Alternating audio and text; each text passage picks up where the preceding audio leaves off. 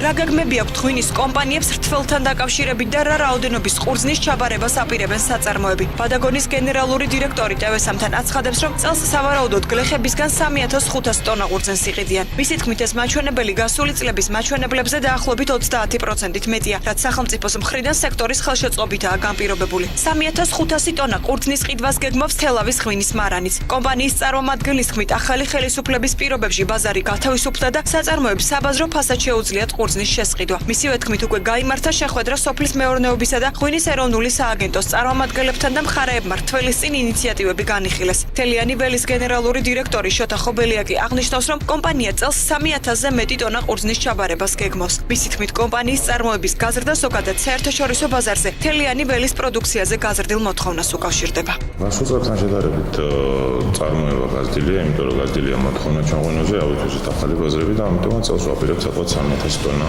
3500 ტონა ყურძნის მიღებას.